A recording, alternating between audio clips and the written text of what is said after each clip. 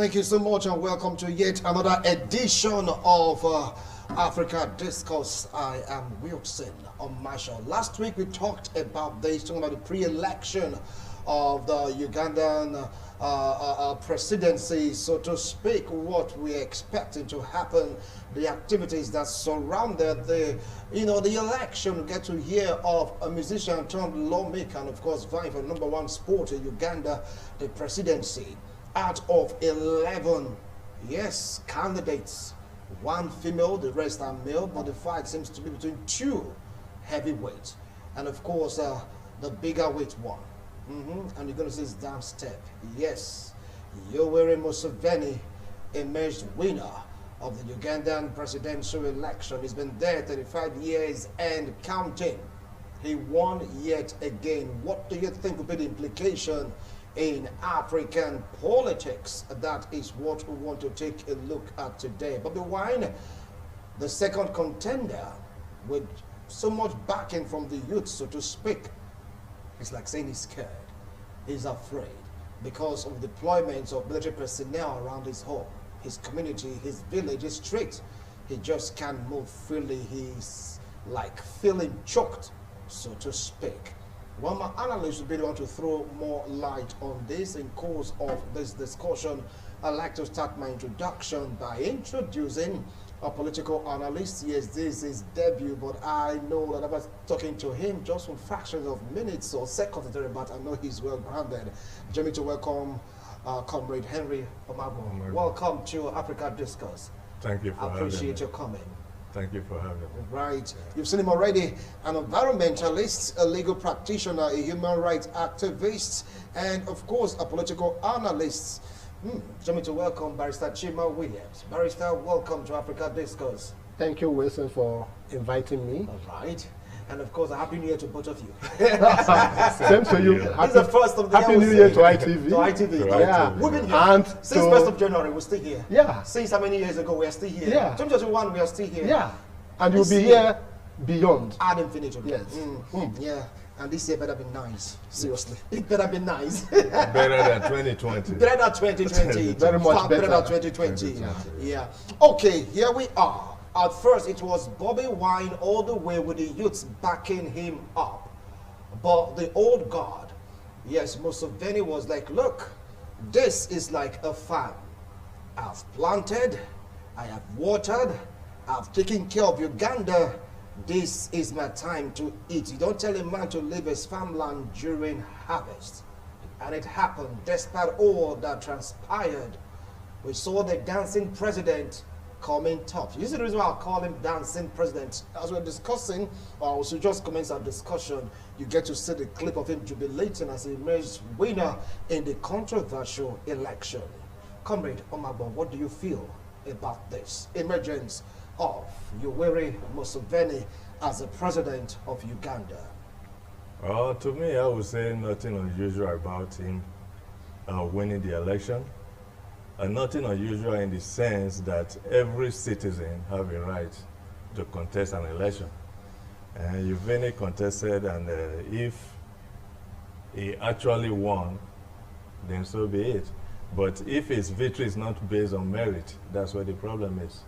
Looking at the report, we all understand that even the Americans had to pull out because they observed so many irregularities. It wasn't fair, so international observers pulled out. The only few people that actually observed also complained about irregularities. And the young man who contested against him has not accepted defeat, which I don't fault him.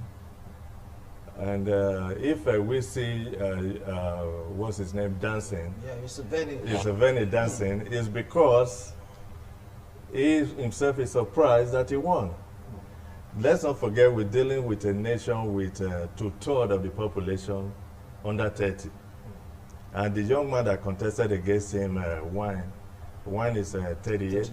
So he had the backing of all of the youths with him. So Museveni had to dance because he was not actually getting the victory. So that's that. Right. But to think about the impact on the African region. Now, that's the dancing president. To show that he's To show strong. that is strong. Yeah. The impact on the rest of the African countries is really would be negative, because when you have all these old brigades who want to remain in power forever, I read somewhere, if I'm correct, he even had to rewrite the constitution to enable him to continue to contest. Yes. So, We'll get to that point. yeah, What really happened when the age bracket was removed for him to have the right to run for presidency as many times as possible? Now, that's Bobby Wine being manhandled. We'll talk about that also. Barrister Chima Williams, who saw the dancing president, he was so excited. He's like, filled with ecstasy. He was like, come on, I am still there. I will take my people to the promised land. Bobby Wine's whining notwithstanding. Well, as my brother has pointed out, for an old man like YOWERI, a man that came in his youthful age time in 1986 and came as a comrade, came as a visionary, came as, if you like, a savior. Austin, the Iron Man, Idi Amin and Milton Obote, and the like, pushing them out as a rebel leader, working with the support of the people, and gaining that acceptability by Ugandans to lead them. For him to be doing as a child, because his dance is to show that he is equally still useful. But we know that he's an old man, so it shows the level of his disbelief in what happens. Okay, because if you check from the build-up to this election, everybody or majority of spectators were expecting a surprise. But because of the pattern of most African leaders, which is the wrong flip side of it, you come, you are accepted, you do all the good things. But towards the end, most of the African leaders find a way to rubbish their good records. Okay? This is an election that in the campaign period, about 60-something lives were lost due to violence that erupted at different stages. And we saw even the major contender, okay, was he given the freedom as Papa had, to do his campaign, and his supporters were there giving the free hand, to conduct themselves. I mean, Ugandans, yes, we must applaud them and ask other African countries to learn from the Ugandan citizens amidst the intimidation, the harassment, the inducements. Their electoral empire recorded 50-something% turnout of voters, which is remarkable, because in some African countries, 30%, produces the president. That's 30% generality of voters, and out of that 30% is where you have the president, the runner-up, and the rest of them. The rest of them, yeah. Okay, so if for Uganda, with everything that we saw that happens, could still come out 50% of the about 18 million registered voters. Yes. It speaks volume of their resilience, of their determination. Okay, so this is where, for me, it is positive. And again, another positive side is that amidst the intimidation, harassment of Bobby Wine, okay, if Bobby Wine scored 38-point-something% of the total votes cast, it means that he gained wide acceptability with all the irregularities that are recorded. So it means that the youths are making statements. All right. it means that the youths are making sense. Now, that is Bobby Wine being manhandled in one of his outings to go campaign. He talked about the turnout of the election, or on the election, out of 18 million registered voters, above 50% came out. Don't you think that, as against what Bobby Wine is like, crying about, that the vote was fraught with irregularities? Don't you think that there is also a chance for the sitting president, despite his age and allegations leveled against him, to really might have come out tops, knowing fully well that he has his own youth wing also? That I don't think plays any role, because when you look at it, 2/3 of the population of Ugandans are youths. And during this election, the president did a whole lot of things to suppress the opposition. Social media was blacked out. No Facebook, no WhatsApp, no internet connectivity. No internet connectivity. And this is what the youth tries on. This is how they mobilize themselves. When you give a total blackout, how do you expect the people to actually mobilize and talk with themselves? So that was a wrong strategy that the president used to suppress voters. And in spite of that, Bobby Wine still got 30-something%. That is what they recorded. Who knows how much they actually reduced from its numbers? You understand? Taking into consideration that 2/3 of the population are within its age bracket. So those people actually voted for Bobby Wine, but claiming to have scored 57% for the president, or 50-something%. I was not there, so I don't know. But I think there was voter suppression that actually affected the election results. If there was voters oppression or voters apathy, how come we still have such a number recorded by the umpire of the election, Uganda electoral body? They said these are the number of persons that came out to vote. How come? Yeah, because the people were determined to either have a change in government or to sustain what they had. Yeah, that's the only explanation I can give for that. All right. Now, for what he said, that is the only explanation you can give for that, because he raised a point saying that there was no internet connectivity. It was cut off. Social media didn't play much role towards, the commencement of the election. The Ugandan government, according to a report, chose to cut it off because of what they said is going to incite violence in the country. Hence, it was cut off. Apart from that, the population that came out, they came out to vote, and you gave them a plus mark. Don't you think that the social media is the home base, so to speak, of Bobby Wine? And people that really came out really voted for Museveni. Well, you see, I am not one of the umpires that conducted the Ugandan election. But one thing I can tell you is this. When a regime towards an election period begin to suppress the freedom of the people, it speaks volumes of the unacceptability of such regime at that particular point in time. But look at the crowd cheering Museveni. Now. And take a look at the crowd. Majority of them, they are the youths. Now, look at the crowd. How many persons are there as you're seeing? Okay? Now, that's not even my own issue.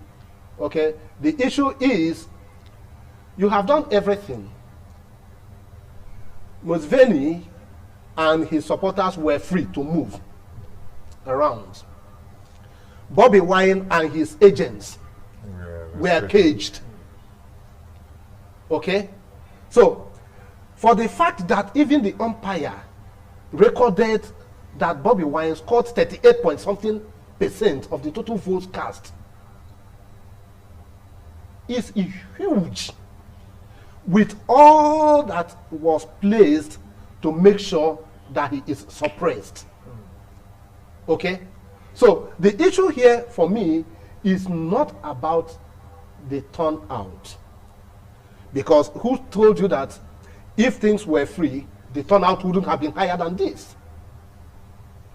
And if the turnout was higher than this, it is clear that the votes that gets to, the opponents definitely would have been higher.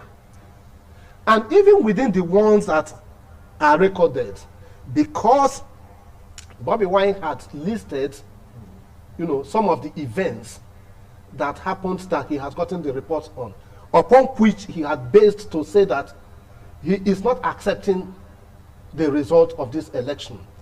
And the government of the day is not allowing space for him to communicate with his lawyers so that he begin to prepare his own, you know, challenge of the outcome of the election.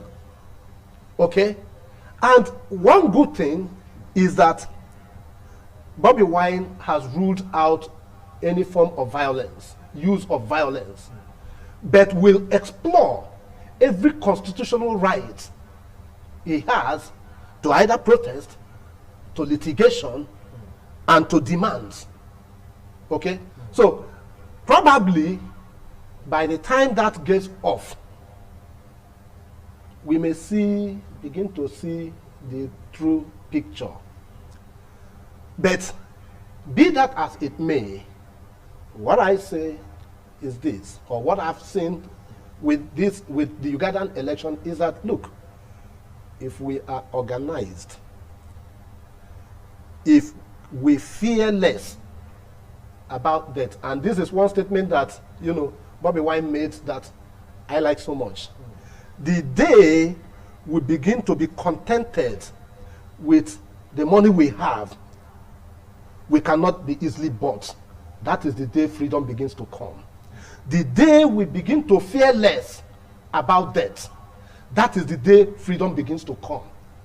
Okay? And that is why he's been able to stand true amidst all intimidation, harassment, and everything that has happened to him.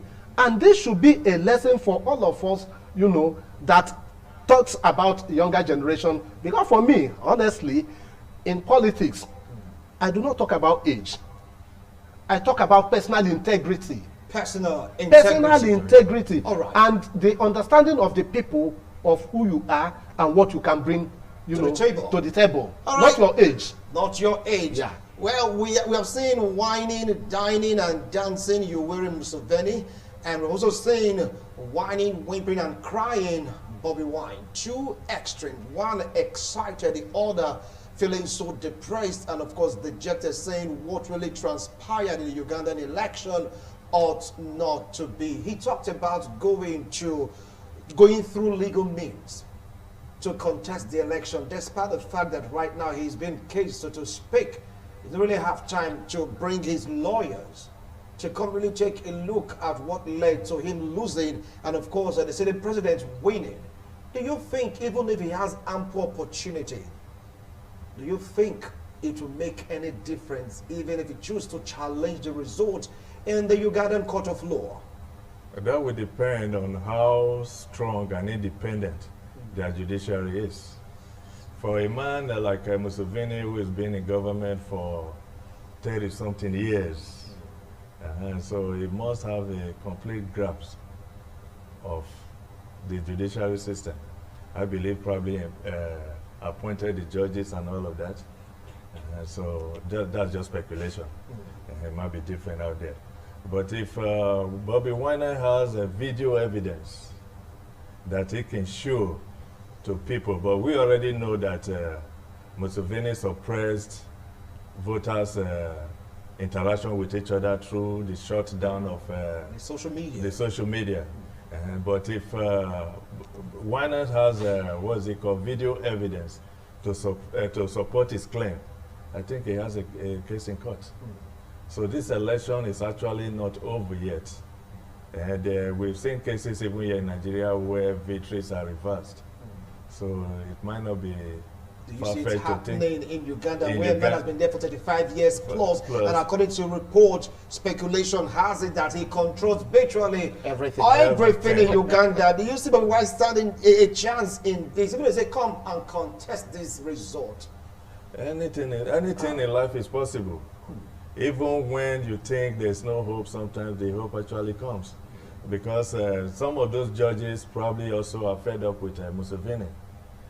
So like we saw in America, most of the judges out there appointed by Donald Trump. When push comes to shove, they went against him. So it's not impossible to see judges appointed by one particular president turning against him. If they see the level of injustice to be very high, that is beyond what they assume like tolerable for human consumption, they can reject it and speak the truth. All right, Barrister Chima, you heard him. He said there may just be a judge or two will be like, look, we are tired of Museveni, Bobby Wine is correct, let's upturn the result. Do you see it happening in Uganda from what is happening right now, talking about the status quo? Yeah, you see, if you look at, take a look at the preparatory stages to this election, that will give you an inkling into what to expect. If President YOWERI was very sure that whatever he does is acceptable, I don't think he would have gone to the extent that he went to in trying to cut off communication, suppress people relationship with each other, and particularly targeting the major opponents. And don't forget that Bobby Wine, as a young man, may not have just on his own be pushing through. There may be some of the old guards that are with him. In politics, you can never underscore or dismiss any particular player that he or she is alone and getting to the level that he has gotten to. And don't forget that the intimidatory posture of the government against Bobby Wine did not start today. It's already running to some years, okay, preparatory to come in. And if he continued his consistency in pushing, don't think that it is only the youths who are not in government that are with him or that are backing him. No. So, in that case, everything is possible. It is possible to have this election upturned. It is possible to ask for a rerun of this election where it will now be Bobby Wine and Museveni that will be squaring up against each other. Okay? It is equally possible that the election will be overturned and, Bobby Wine declared the winner. It is equally possible that, the outcome of the election will be, upheld, and Museveni will still be confirmed the president-elect. Okay? So everything is possible, but one thing is very sure, that Uganda, after this election, will not be the same again. Because all the elections, if you check, the elections preceding this, there's none that had been as topical as this election. All right. Okay? All right. So, which means some strings are loosening. Somewhere, somehow. Okay? And maybe one day there will be a snap. Until the day the snap will occur, we'll just keep on watching. Well, right now, we want to go on a break. When we return, we'll be taking a look at the implication of the victory of Yoweri Museveni in the just concluded Uganda presidential election. We'll be right back. Don't go anywhere.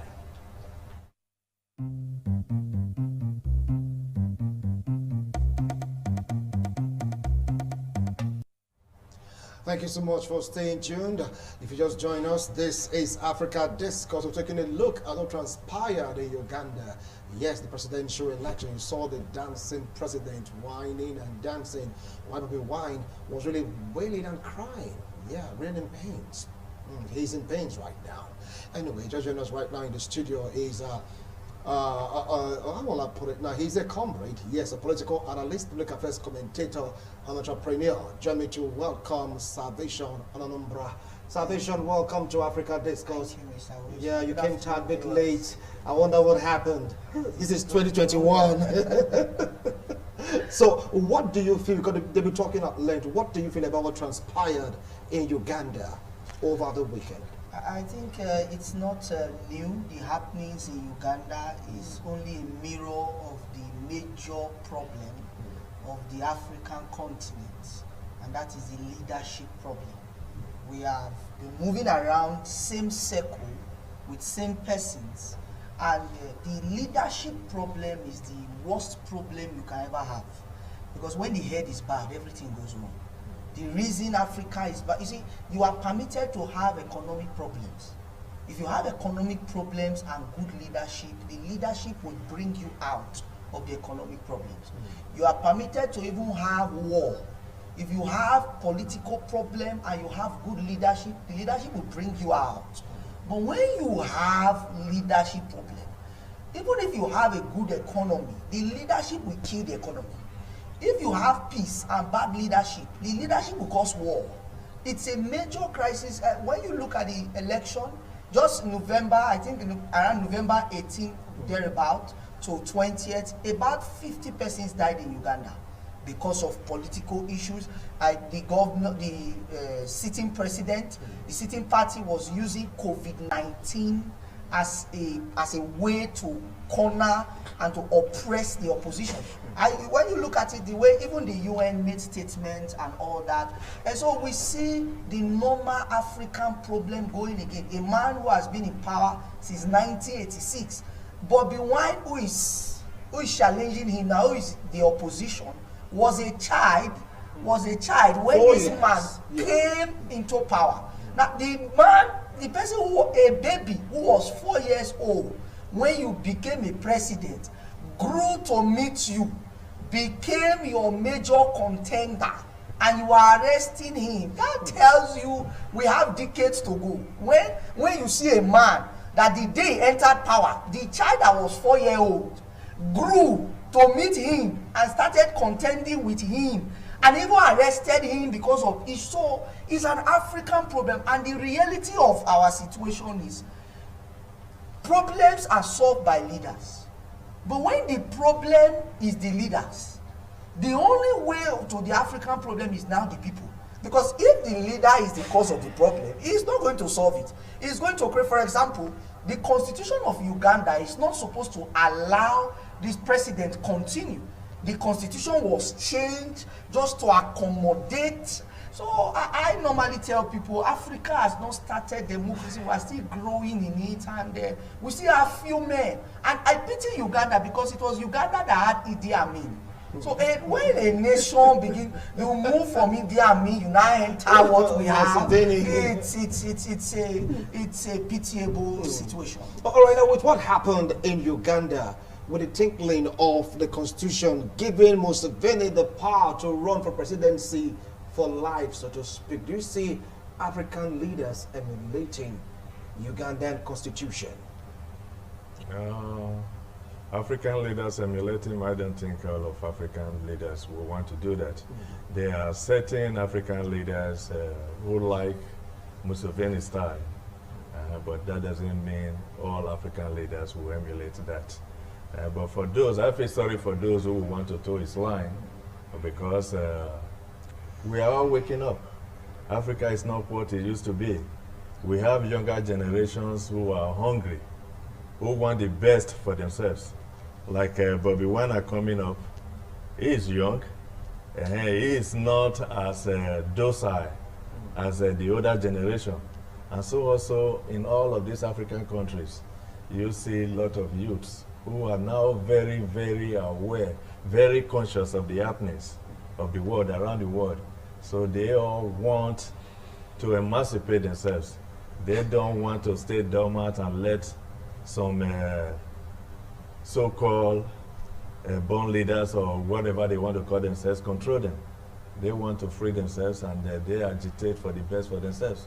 So I don't think Museveni line will be told by all of African leaders. All right, now from what he said many of them, majority of African leaders who don't want to do that. Take a look at later about Mugabe. When he was there in the struggle, he was almost succeeded in being president for life, but he was soon shown the exit door by Emerson Mnangagwa. He is one of his own right-hand man. Look, for Zimbabwe to be at peace, you really have to leave. But if you go to Cameroon, we have a president there that's been there for 30 years and still counting. In the case of Gaddafi, he was killed. That's why he left that position. What about Kenneth Kaunda? The only person that had this exception was Nelson Mandela, that chose to come just for once. And he chose to live in peace just one term. How come some African leaders have this savior mentality? Because of what Museveni said, he said, look, he was in the struggle. He fought in the liberation of Uganda from the clutches of Idi Amin. And this is a time to harvest, so to speak, and to make Uganda a better place. Why this mentality, Barrister Chima? Well, it is a funny mentality. But I think rather than the individuals, okay, the ball is always in the court of the people. At any point in time the people says enough is enough, they cannot take it again. The change they want will happen. Okay? We've seen countries that tried to change their constitution, but the people with, you know, some lives lost, imprisonments, and all the rest of them, the people stood against it, okay? And it never happens. Okay? We will always point at our own country. President Obasanjo wanted a third term. Okay? It was from his own party, majorly, that stood against it. Because the people said, no, that is not Nigeria. So, but if you allow a leader as an individual, there is no president that want to leave office voluntarily. Only very few that want to do that. Some will, of course, when you talk about the savior mentality, do you blame them? You don't blame the individuals. Because it is the cronies that surround them. Praise singers. Look, if you leave this position, this country will collapse. You are the only messiah. You are the only person that can hold this country together. But if that happens, you'll find out that there is another person that can hold the country even better than you. Okay? So, the issue is, what does the people want? And this is where I still, you know, praise the Ugandans at this point in time. And Yoweri Museveni is equally remembering how he himself came, how he took over, how he toppled Idi Amin and Obote, you know. It was because the people were with him. Okay? And that was why I can reason, you know, that he took the pre-planned steps that he took to cage the major rival. Okay? Because if he had said, okay, after Uganda, do your thing, I am sure that he knew that he would have lost this election. But you're not sure? I am saying I am sure. Because they call him Grandpa. No. I love him. No. I said I am sure. It is my personal, it is not ITV. It is not you. It is my own personal conviction. Okay. Okay? Because if he was sure that he was going to win free and square, he wouldn't have, you know, devised all these macabre mechanisms, and with the soldiers that have been with him, you know, orchestrating this, whose loyalty at most of the times are not on one person. Okay. Because if tomorrow the court says that it is a Bobby Wine, they will all apologize and switch over. Yeah. And they will arrest Museveni if need be. If need be. Okay? So, but the point is this, that look, it is high time that African countries begin to look at the best practices. Nobody will grow our democracy. Nobody will grow our governance system. It is we by ourselves. Okay? There is no one size fit all mechanism to anything. Develop your own internal mechanism that works for you and your people. Okay. And for our leaders, please learn to leave the stage when the ovation is loudest. Don't mess yourself after having built a very fantastic record. All right. You go and destroy it for nothing. Anyway, Museveni, Yoweri is not, according to him, he's not messing up himself. We can see him dancing, giving us the latest step in Uganda. Saying, So why will he man, be dancing in Daboski in Uganda? Why will he be dancing in Daboski in Uganda? That's the latest step right now. Now, And if he falls there now, they will say that something has happened. well, Salvation, the man is still there trying to, like, form a new cabinet if he's going to form a new cabinet. But one thing was so loud, though it was silent, the presence, would I say the absence of international observers. Do you see them doing what they did to Idi Amin of Uganda? You see that same process happening to Yoweri Museveni? Well, such a process is always triggered by the continuous pressure of the people. Because what happens to a dictator is this: how does a dictator become too obvious that the world cannot ignore? The people continuously put pressure. Then the normal attitude of a dictator is to react with brutality. So when the brutality, with a state like this, of course, the Western nations, they can complain, but I don't see them having enough yet to come in. So it is when the Bobby Wines, when they make more noise, when the people begin to arise, and of course trust this present dictator, he's going to do what he has always done. Because one of his statements when he voted, he said, nobody can misbehave here. If you misbehave here, we put you down. If you know how to fight, we do. When you hear him talk, you know this is a junior Idi Amin.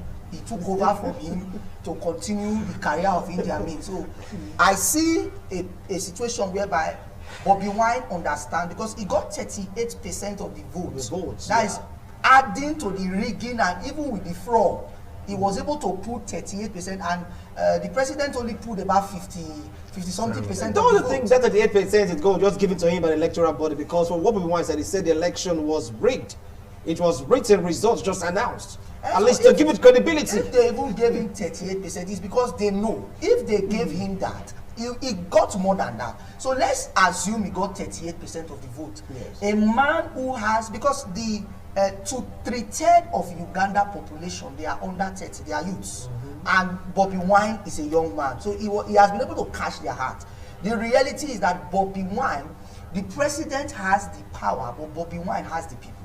So all Bobby Wine needs to do, if he knows how to play his card, he keeps making his noise, he keeps raising his alarm, then expect the normal dictator is not going to stop. He's going to react in certain way that the world cannot ignore.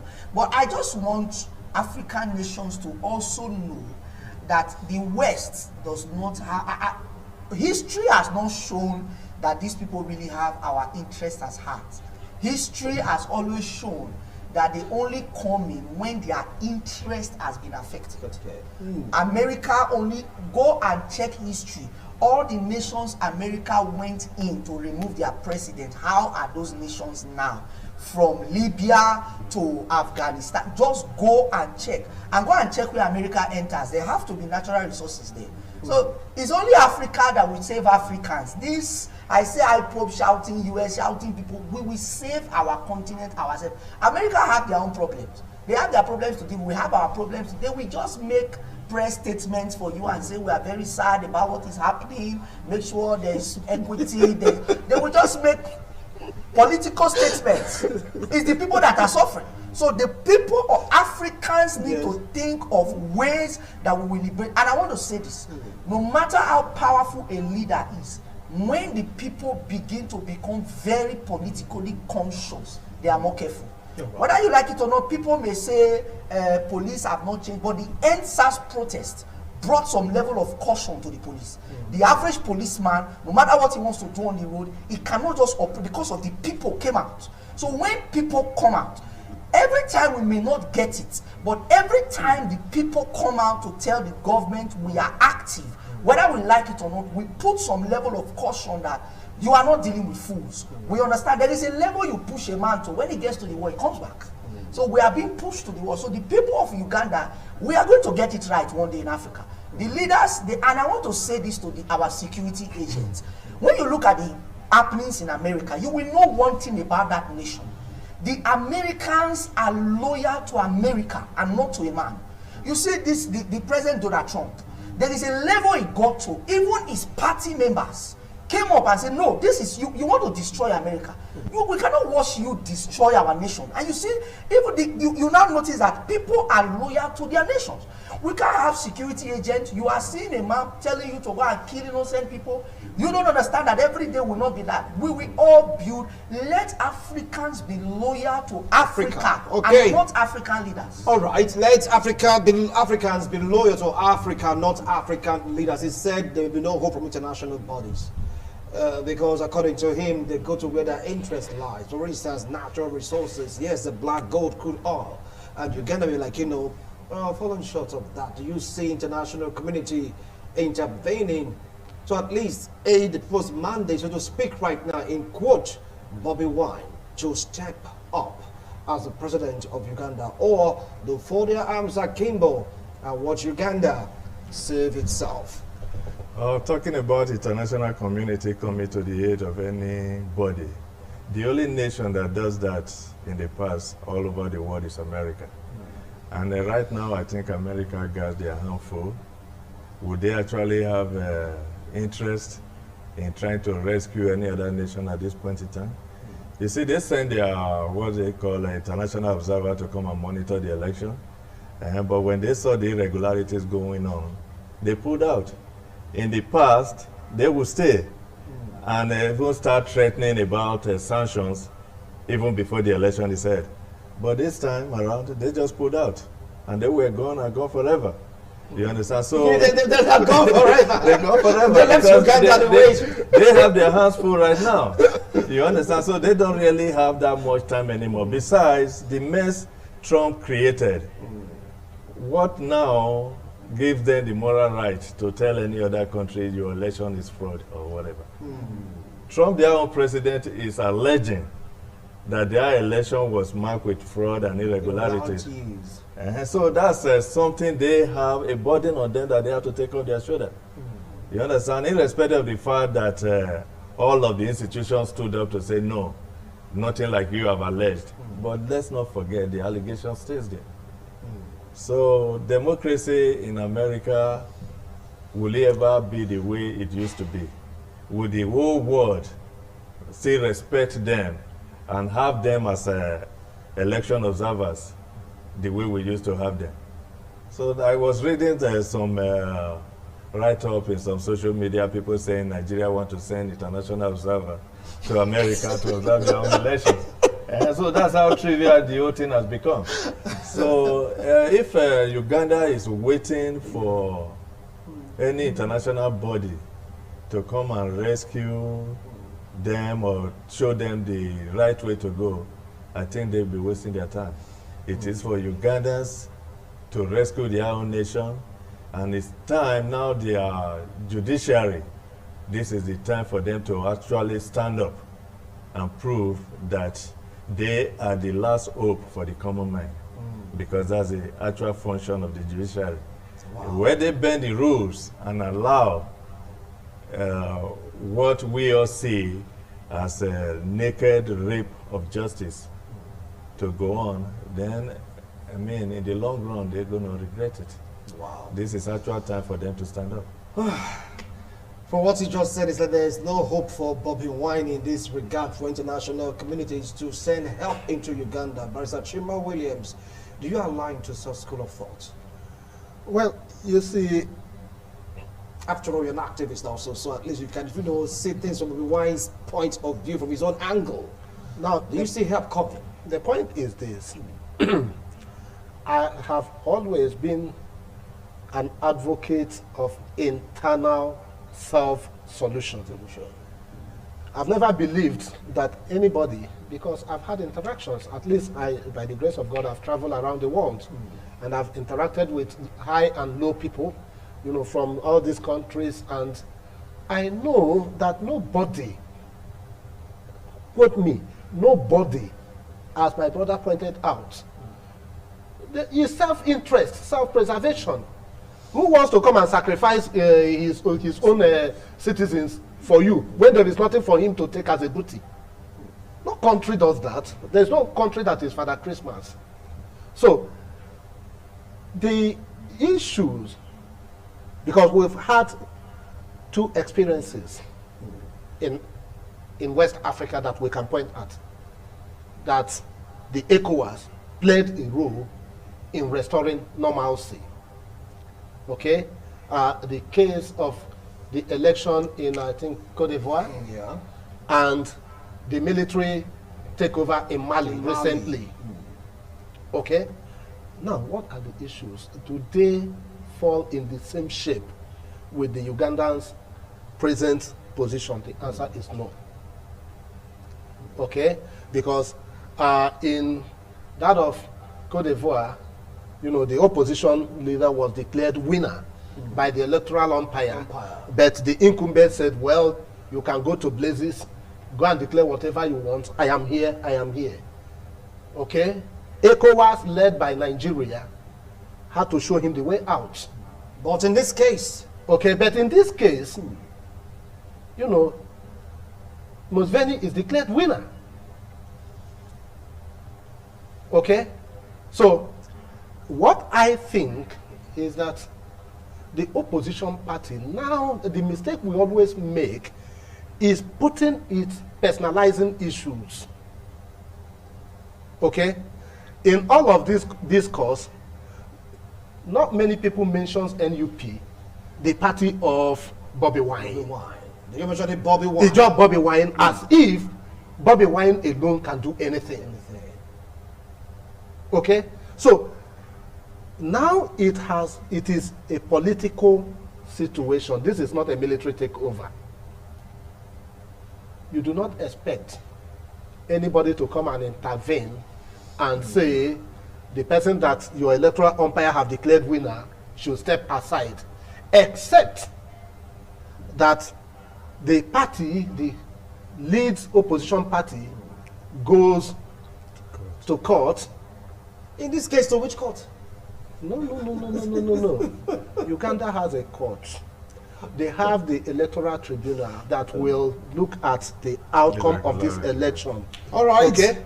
And whatever, if they are able, like my brother pointed out, if they are able to produce and present unassailable evidence before the tribunal, you might be surprised at what will happen. All right. Okay? So, since that is the case, okay, what I think is that lessons learned from this should prepare both Uganda, the NUP, Bobi Wine, the other opposition parties, and the entire African states, nations, because there are a couple of elections that are going to, presidential elections that are going to happen in Africa this year. This year.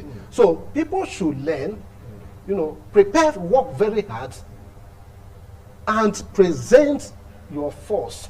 All right. And ensure that from the onset, you begin to think, how do you defeat a strong man? It is by making sure that you understand the strengths and weaknesses of that strong man, and then meet him in his own game. Thank you so much, Barrister Chima Williams. You're going to use 45 seconds each to cap up your points in this discussion.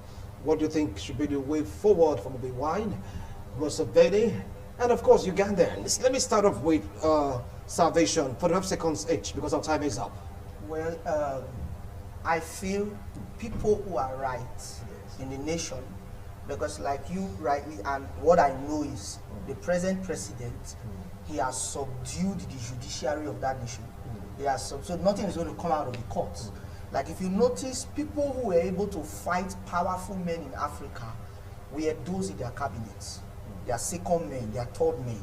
So what you do is a gradual process to remove a dictator. A dictator that stood in a nation for 38 years, for 30-something years. You can't remove it in 4 years. It's a process. The nation should be patient. The right people should work their way up. As they work their way up, powerful voices will overshadow his voice. So I advise the right people, work your way up. Thank you so much, Salvation. Barrister Chima Williams, 45 seconds, please. Yeah. Your time is up. Well, for me, as I said, is to begin to build. Okay? Mobilize. Equally send your messages to some of those Museveni allies, and even to himself, to tell him that, look, you have made Uganda, you have done your best. This is time for you to retire and then watch, nurture, okay, younger people to grow. If Museveni is standing by, it can be from his party, okay? He produces a younger person that he will be standing by, watching, correcting him or her when there are mistakes. Right. You know, Uganda will come out better, and it will equally present a better picture for the other African countries to copy. Thank you, thank you. Hope it's not going to be his son or daughter, because that seems to be the trend. He's young, give it to my son, give it to my daughter. Honorable Henry, please. Yeah. Your last line, 45 seconds. Okay. It's not over for Bobby yet, in my own perception. Yeah. I think he should explore all the legal avenues. And when that fails, he should not give up hope. Right. He is still a very young man. The future is way ahead of him. So that he loses today doesn't mean he's going to lose in the future. Now it's a name to be reckoned with. It's a household name in Uganda now. Yeah. So everybody knows him. To have scored 37 or 38% in this election, it shows that he has a lot of followership. All right. This he can capitalize on, even if he loses now. Against the future, he can win on that. Thank you so much, gentlemen. I appreciate your wonderful analysis. But right now, Museveni is still dancing, whining, jubilating. Bobby Wine. Not so good. Not so good. See you tomorrow on International Forum. God willing. Bye for now.